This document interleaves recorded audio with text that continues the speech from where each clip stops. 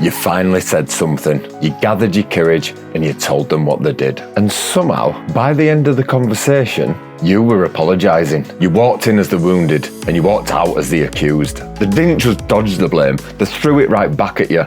But remember, it was always their mirror that was broken, not yours. Welcome to Shattered Mirrors. I'm Aaron. I'm not a doctor, I'm not a therapist. I'm just somebody who's lived through the experience of narcissistic abuse. I learnt the hard way and I took some notes. And today we're talking about something that might explain a few painful conversations that you've had in the past. It's called DARVO, and once you see it, you won't be able to unsee it. DARVO stands for Deny, Attack, Reverse Offender and Victim. It's not just a defense mechanism, it's a weapon. It's a 3-step playbook that narcissists use the moment you try to hold them accountable for anything at all. So here's how it works. Firstly, the deny.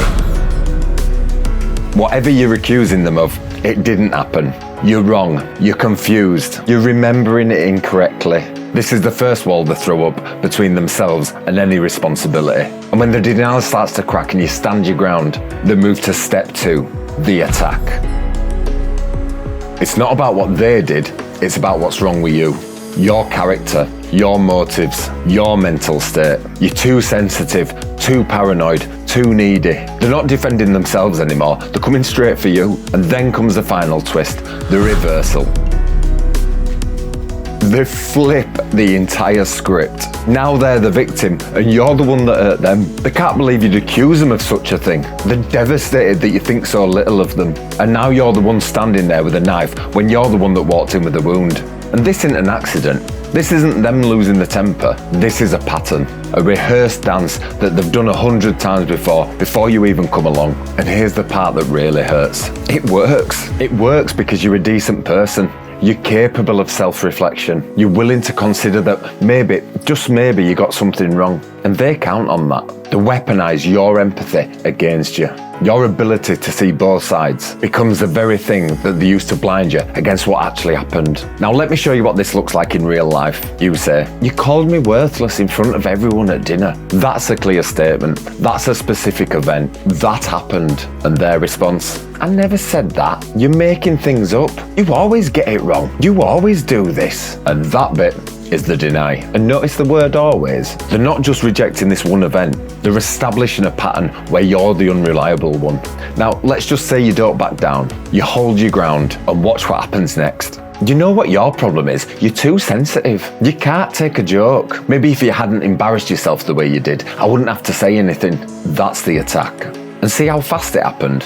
One moment they didn't say it at all. The next moment they said it because you deserved it. And both can't be true at the same time. But they don't care about truth. They care about winning. Now, here's a text message example. You send a text. We need to talk about what happened yesterday. You screamed at me for 20 minutes. I'm still shaking. Their reply. Oh, here we go. Always the victim. You know how stressed I've been at work. You provoked me on purpose. You know exactly what buttons to push. Honestly, I'm the one who should be upset. You don't even care about what I'm going through. And just read that again. You told them you're shaking. And by the end of the message, they're the ones that need comforting. That's not a conversation, that's a hijacking. And the worst part, after enough of these exchanges, you just stop bringing things up altogether. You've learned it's not worth it. You've learned that confrontation only leads to more pain.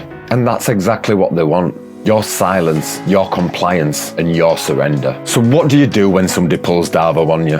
Firstly, and most importantly, expect the flip. Before you even open your mouth, know that DARVO is coming. Anticipate it. When you walk into that conversation expecting them to deny, attack and reverse, it loses its power to disorientate you. You're not caught off guard. You're watching a predictable performance exactly as you knew it would. Secondly, prepare your exit line. Before the conversation, decide on one sentence that ends things without engaging further. I've said what I needed to say, I'm done. Rehearse it, mean it, because when they start spinning, you need a way out that doesn't require winning the argument. Third, do not jade. That stands for justify, argue, defend, and explain. When someone's running the DARVO playbook, they're not looking for a resolution, they're looking for ammunition. Every explanation that you can give is an explanation that they can twist. Every defense that you mount is another thing that they can attack. Fourth, Use the broken record technique. Keep returning to the original point. We're not talking about my sensitivity, we're talking about what you said. And they'll try to derail you, but you stay on track. You don't have to convince them, you just have to not get lost in the fog. And fifth, give yourself permission.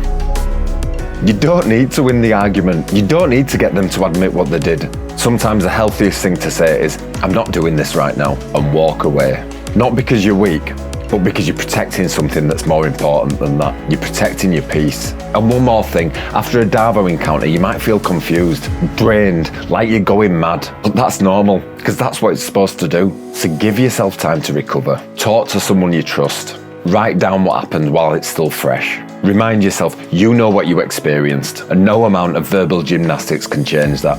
And the next time they flip the script, remember this. You know what happened. You were there. Their denial doesn't erase your truth. Their attack doesn't make you wrong. Their reversal doesn't make them innocent. You're allowed to name your pain. You're allowed to hold them accountable, even if they never accept it. I'm Aaron, this is Shattered Mirrors, and I'll see you on the next one.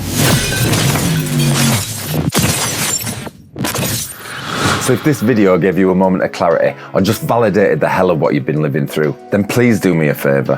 Hit that like button, not for my vanity, but to send a signal through the noise. It tells the algorithms to send this video to someone else who still thinks they're crazy, someone else who's still trapped. And if you want to keep walking this path to freedom with us, then please subscribe. Let's get the truth out there.